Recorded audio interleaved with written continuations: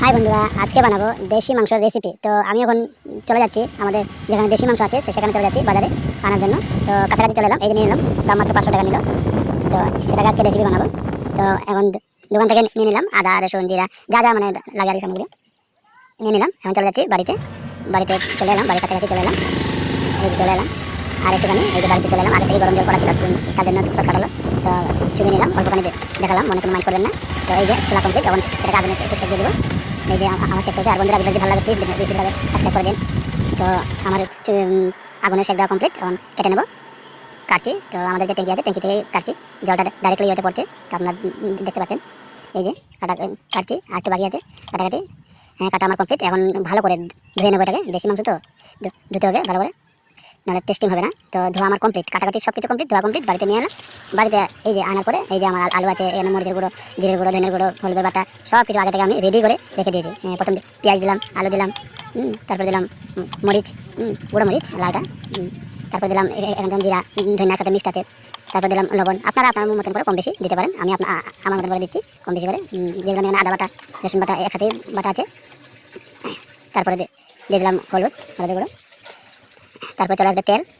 কোথায় আছিস তেল? তেলটা চলে আয়, এই যে তেল দিয়ে দিলাম আমার পরিমাপ করে। আগে থেকে কড়াইতে তেল আছে, এখানে তেল দিলাম, মানে এখানে একটু কম দিলাম, কড়াইতে তেল আছে। কড়াইতে তেল হিট হয়ে আছে, তেলটাকে আগে হিট করতে হবে, ভালো হবে, কাঁচা কাঁচা তেল গন্ধ করবে না। এই যে কড়াইটাকে নামিয়ে নিলাম, কড়াই হিট হয়ে আছে, দেখতে পাচ্ছেন মাটিতে আছে কিন্তু তেল কীভাবে মানে ফুটছে। এই যে এখন বসিয়ে দিলাম, ঘাটাঘাটি করে ঢেকে দেবো। তারপরে 10 মিনিট পরে আসবো, 10 মিনিট না বন্ধুরা, আধা ঘন্টা পরে এলাম। 10 মিনিট পরে আবার একবার এসেছিলাম, সেটা দেখালাম না, মানে ভিডিওটা মানে লম্বা হয়ে যাবে। এই যে আমার রেসিপি কমপ্লিট। এখন দেখি 2 পিস দেশি মাংসের রেসিপি কীভাবে লাগছে, আশা করি ভালোই লাগবে। আমি খেয়েছি, এর আগে খেয়েছি, ভালোই হয়েছে। ও বাহ বন্ধুরা, ভালো থাকুন। সব কিছু মশলাপাতি দিয়ে দিলাম, হলুদের গুঁড়ো দিয়ে দিলাম, আগে থেকে সব কিছু দিয়ে দিয়েছি।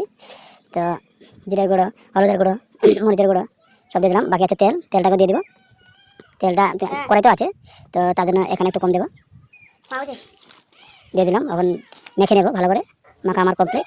বসিয়ে দেবো কড়াইটাকে, এনে গেলে যে মাটিতে করে কড়াই হিটে আছে, দেখুন বন্ধুরা তেলটা পুরো ফুটছে, মাটি থেকে পুরো হিট হয়ে আছে। তো দিয়ে দিচ্ছি, বা তো আমার কমপ্লিট। এখন একটু ঘেটে নেবো, 10 মিনিট পরে আবার আসবো, আবার দুবারে 10 মিনিট করে পর আসবো, আবার আসবো আধা ঘন্টা, মানে আধা ঘন্টা তো লাগবে বন্ধুরা। 40 মিনিট পরে এলাম, দেখি বন্ধুরা আমার এটা কমপ্লিট।